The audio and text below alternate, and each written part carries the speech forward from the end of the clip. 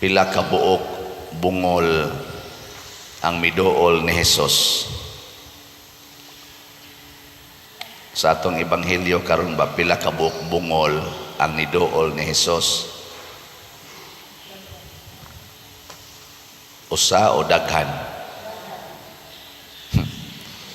Usa ra oy na gibutang dire, usa ka tawo bungol ug amang wagid mo naminaw. Mga bungol gid mo no. Physically nga bungol ug amang usa ra ka buok, pero daghan ang mga bungol sa ilang kasing-kasing ug huna-huna. Kay pag-ingon ni Hesus, ayaw mog panabi niini, purti manoon nilang panabi, pasabot wa sila naminaw ni Hesus. Lingay mong tupad, ing nakusog ba kang maminaw ni Hesus o bungol ka? Ay namanggoy duha ka klase sa bungol, na ay bungol gyud nga masakiton, naasay nagpabungol-bungol, naasay amang nga amang gyud, naasay nagpaamang-amang. Nya kining nagpabungol-bungol bisag makadungog o kining nagpaamang-amang bisag makasulti, dili na way gahom ang Ginoo sa pag-ayo ana. Wa gi gahom. Ingon man gyud, nothing is impossible with God. Pero ang imposible sa Ginoo kana gyung iyang usbon ang atong desisyon. Kung desisyon gina nimong di ka maminaw, di gyud ka pugson sa Ginoo. Bisag magsigi pa kag simba, bisag magsigi pa kag misa, bisag magluhod pa kag ikaspultahan nga ripadong sa tubangan, basta desisyon gina nimong magpabungol-bungol, bungol gyud ka. Mao na siya. Mao na unsa may importante kani gyung hikap ni Hesus, touch of Jesus. Magpahikap ta ni Hesus. Mao na dire iyang gihikap ang dunggan ug ang dila. The touch of Jesus heals every sickness and infirmity, or every sickness and infirmity. Basta magpahikap ta. Sige, lingay mong tupad ing na magpahikap kang Jesus. Sige, magpahikap ka. Kinsa dinhi ang gusto hikapon ni Jesus ta sa ngamot. Sige, atong soya na. Sa unang pagbasa, si Solomon sa gahapon nga pagbasa, continuation man kaduha siya bisitahan sa Ginoo o gihangyo nga dili na siya magsimbag mga Diyos-Diyos. Apan si Solomon nagpagahi siyang ulo, ni padayon gid siya simbag mga Diyos-Diyos. Mao na nga sa atong unang pagbasa karon, giingnan na ni propeta Ahiyas ang kadtong si Jeroboam o sa tingali ni sa iyang mga sumusunod nga ang kuna ang napo kabahin kay hapit na langkaton ang gingharian ni Solomon. Nagpagahi mas ulo bisag gipakitaan sa Ginoo, kay gusto gyud ni Solomon ang iyang gusto mo'y matuman. Sige, kamong niisas kamot og hikapon ros ni Jesus ang inyong kasing-kasing og una-una nga ipabaligya ang tanan ninyong katigayunan og ang halin ipalit ninyo og slat. Musugot mo, kinsay musugot asa kamot? Ang niisa ang wa say katigayunan. Panabla man ang inyo.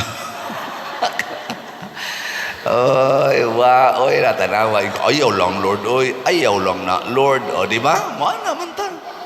Kay inighikap sa Ginoo, iya kang ayuhon. Ayuhon niya ang atong mga attachments. Iya na nang wag tangon. Kay Sakit baya na, illness baya ng attachments. Illness kanang attach kay kas imong bana, attach kay kas imong asawa, sa imong anak, di nakaganahan maminaw Ginoo eh.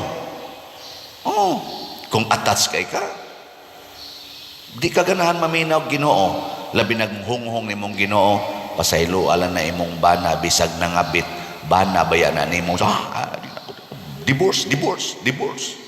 Nagyo ka. Di na madaoy, ayaw lagi. Pasaylo ala nagkapituan, di ko. Di ba? Uy. Gisayunan lang mong magpahikap tas Ginoo, inighikap sa Ginoo sa atong kasing-kasing o gunahuna or sa atong lawas, himuo na niya nga maliwat niya. Maliwat ta niya. Pareha ba ng mga mekaniko, panalitan mekanikos Toyota, o hikapon na nilang imong sakyanan, himuo na nilang Toyota car. Mo na kung doon na gani kay sakyanan nga Ford, ayaw dadaan nga tos Toyota. Nga naman, inighikap nila ana, ilan ang himuong Toyota? So magdaga na imong sakyanan, mura nag-Toyota, di na Ford. Kaya nga naman, Toyota man sila. Pero ganha ka magpahikap sa yawa, sa imong kasing-kasing o hunahuna, himuon sa kasiyawa nga yawa. Maunang kusog na kay kang mupaghot, kusog na kay kang masuko, masinaho na kay kastanan, malawayo na kaayo, daw na kay kastanan, imbis sa una, manggihatagon ka, gipahikap man imo siyawa ang imong kasing-kasing. Pero ang Ginoo imong pahikapon, maliwat sa kas Ginoo. Gilinga imong tupad be. Yung na gusto kang maliwat sa Ginoo. Ano? Sige. Sus, og ang tanan pang nanimba, ang tanang Katolikos tibok kalibutan, og nangandoy pang maliwat sa Ginoo, wa tay gubot karon oy, wa say gubat. Why nagkalisod? Siyunan ka ng mga 1.5 billion taka Katolikos tibok kalibutan.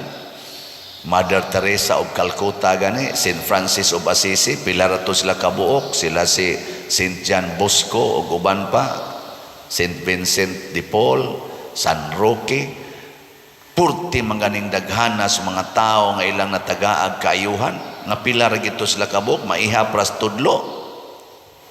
Di ba? Pila kabuok tao ang natabangan ni Mother Teresa of Calcutta. Daghan. Pero kita mga Katoliko, sos, iwakli ang kamot sa Ginoo. Inighikap sa kamot sa Ginoo, iwakli. Nang litan, ikagabi mo hikap imong bana. Unsa man ang kamuta sa Ginoo o sa imong bana? Asawa. Bana? Uy, sa Ginoo na. Nga naman. Mao man na ang presensya sa Ginoo ang bana. Gi-specify man gyud diha sa Ephesians chapter 5 ba na? Colossians chapter 3 ba to? Niingon, mga asawa, sunda ang inyong bana sa tanang higayon, samang ang simbahan nagsunod ni Kristo. Kay ang bana maoy pangulo sa simbahan o sa pamilya. Nya, sundon kuno nimo imong bana sama nga nagsunod kas Ginoo. Oh, di ba? Ighikap sa bana may ondayon ka. Yan ang kamot sa Ginoo ay. Oh, so good na yun ka. Di ba? Oh, imo mang iwakli kay ang yawa mangwakli mo na Ginoo, moingon mo nang yawa ay pahikap ana. Hasol. Away dayon, bungkag dayong pamilya. Di ba? Mao na unsa may paagis Ginoo sa paghikap nato, dili ka nang hikap gyud nga aktual. Ang unang ihikap sa Ginoo nato mao ang iyang mga pulong. Maunay mo paabli sa atong dunggan o sa atong bakba ang pulong sa Ginoo.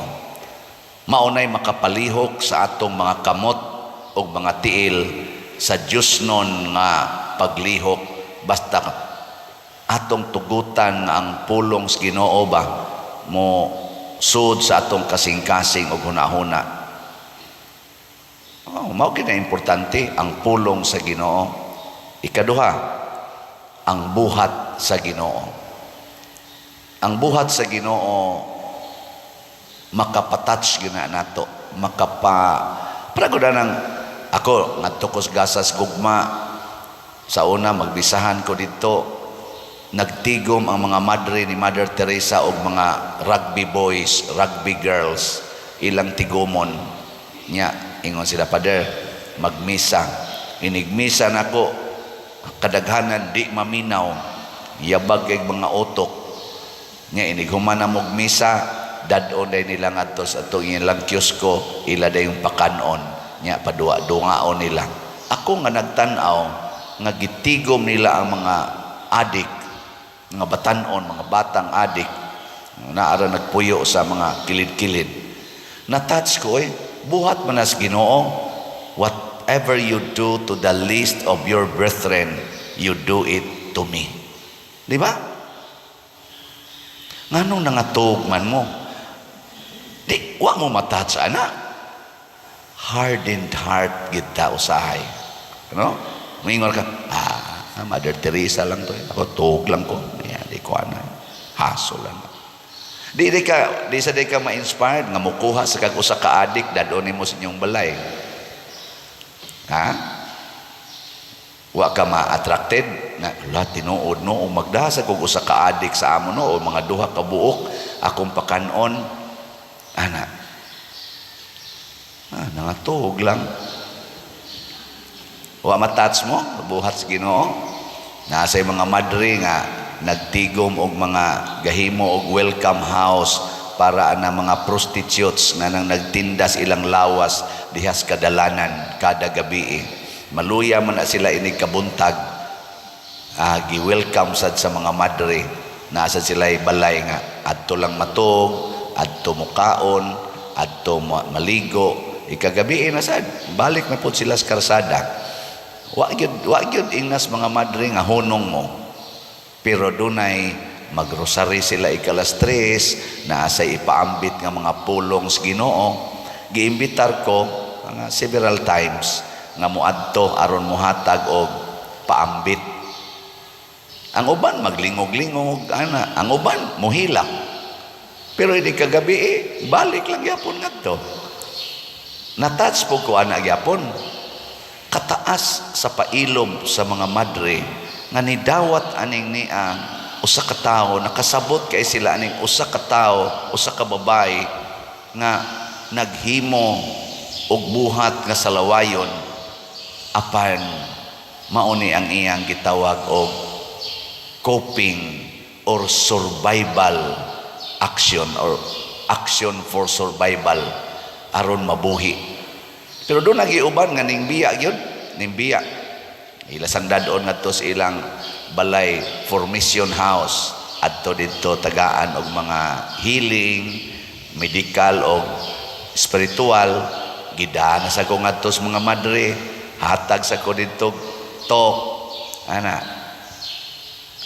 Muhago ka anang buhata, lisod Pero nga naman kay ang mga madre gihikap tong ilang kasing-kasing sa Ginoo nga whatever you do to the least of your brethren, you do it to me. Muna, ug na ganitay problema, ingna dayong Ginoo, Lord, hikapa ang akong kasing-kasing. Hikapa ang akong hunahuna. Kahibaw ko nga ang imong touch, ang imong hikap can change everything. Maka bag-o ba? Dinibitas ato, daghan kayong gipanghikap sa Ginoo ang kasing-kasing o hunahuna, na malit yung slots. Pero naa sa sigig simba, yun, bisag unsa og hikap sa Ginoo, yun mausab, kaya nga naman, pusong bato. No? Pusong bato. Pila na may gihikap sa Ginoo nga kasing-kasing o namalit og slots. Uminto-uminto nagjutay. Ang atong Healing Joy of Santo Niño, HGSN, naabot nag 23,874 atong halin, naapay 1,126 slots nga available, tag 100 pesos per slot. Ato ning hotdog palit Bernice maron, Sabado, labing dugay, Domingo, hotdog ni natog palit ha, HGSN. Kaya ato naman ning nagamit, mo refund lang tagamay sa atong nagasto. So 1,126 ra ni katag 100 pesos, gamay na lang kayo. May tag na daghang hikapon sa Ginoo ani nga kasing-kasing siya arog wa gyud tag 100 diha. Di asay tag 500 SBF dag para sa atong kumbinto. Nahabot na sa 10,200 atong halin, na pay 49,800 ka slots nga available. So atong pakpakan ang namalit niini. Salamat kayo. Salamat sa nagpahikap sa ilang kasing-kasing. Naman gani gyoy kana bang pobre gid ba? Disabled pa gyud. Nya ni text siya, Father, ako gyung paningkamutan kada buwan makapalit gyud ko og slot, pero usahay lang kay di man ko kalakaw way makahatod ngadto sa kwarta padala, mo nang di ko kapadala.